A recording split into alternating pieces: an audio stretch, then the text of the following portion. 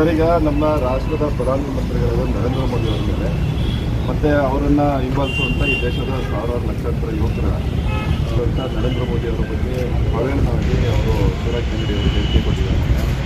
ಮೊನ್ನೆ ಅವ್ರು ಹೇಳ್ತಾರೆ, ಯಾರ್ಯಾರು ಯುವಕರು ಮೋದಿ ಅಂತ ಹೇಳ್ತಾರೆ ಅವರಿಗೆ ಕಪಾಳ ಮೋಕ್ಷ ಮಾಡಬೇಕು ಅಂತ ಹೇಳ್ತಾರೆ. ಒಬ್ಬರು ಸಚಿವರಾಗಿದ್ದಾರೆ. ಸಮಾಜದಲ್ಲಿ ಅಶಾಂತಿ ಉಂಟು ಮಾಡಲಿಕ್ಕೆ ಅವರು ಮುಖ್ಯ ಕಾರಣ ಆಗ್ತಿದ್ದಾರೆ. ಹಾಗಾಗಿ ಅವ್ರ ಮೇಲೆ ಸೂಕ್ತ ಕಾನೂನು ಕ್ರಮ ತಗೊಳ್ಬೇಕು ಅಂತೇಳಿ ತಮ್ಮ ಮೂಲಕ ನಾವು ಚುನಾವಣಾ ಆಯೋಗ ಮತ್ತು ಜಿಲ್ಲಾಧಿಕಾರಿಗಳಿಗೆ ತಮ್ಮ ಮೂಲಕ ನಾವು ಮನವಿ ಸಲ್ಲಿಸ್ತಾ ಇದ್ದೀವಿ.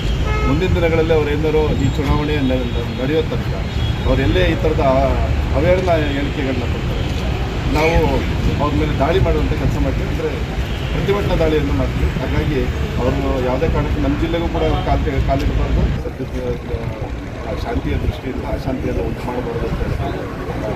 ಇದ್ರ ಮೇಲೆ ಸ್ವಲ್ಪ ಸೂಕ್ತ ಕ್ರಮ ತಗೊಳ್ಳೋದಕ್ಕೆ ನಾವು ಹೋರಾಟದಲ್ಲಿ ಭಾರತೀಯ ಜನತಾ ಪಾರ್ಟಿ ಯುವ ಮೋರ್ಚಾದ ವತಿಯಿಂದ ನಾವು ಮನವಿ ಮಾಡ್ತೀವಿ. ಹಾಸನಿಗೆ ಬಂದರೆ ನಾವು ಹುಸಿ ಬೆಳೆ ಅಂತ ಕಾರ್ಯಕ್ರಮ ಮಾಡ್ತೀವಿ. ಶಿವರಾಜ್ ತಂಗಡಿ ಅವರು ಚುನಾವಣೆ ಸೋಲ ಒಂದು ಭಯದಿಂದ ಇಡೀ ರಾಜ್ಯದಲ್ಲಿ ಈ ಥರ ಸ್ಟೇಟ್ಮೆಂಟ್ಗಳು ಕೊಡ್ತಿದ್ದಾರೆ. ದಯಮಾಡಿ ನೀವು ಡಿಸಿಗೆ ಮನವಿ ಕೊಟ್ಟು ಎಚ್ಚರಿಕೆ ಸಂದೇಶ ಯಾವುದೇ ಕಾರಣಕ್ಕೂ ಹಾಸನ ಗಡಿ ಒಳಗಡೆ ಬಂದರೆ ನಾವು ಯುವ ಮೋರ್ಚಾ ಹಾಸನ ಜಿಲ್ಲೆಯಿಂದ ಅವರಿಗೆ ಮುಖ್ಯ ಆಗಿ ಮುಸಿ ಬೆಳೆ ಅಂತ ಕಾರ್ಯಕ್ರಮ ಹಮ್ಮಿಕೊಂಡಿದ್ವಿ. ದಯಮಾಡಿ ಅವ್ರು ಬರ್ತಾ ಇರ್ತಾರೆ.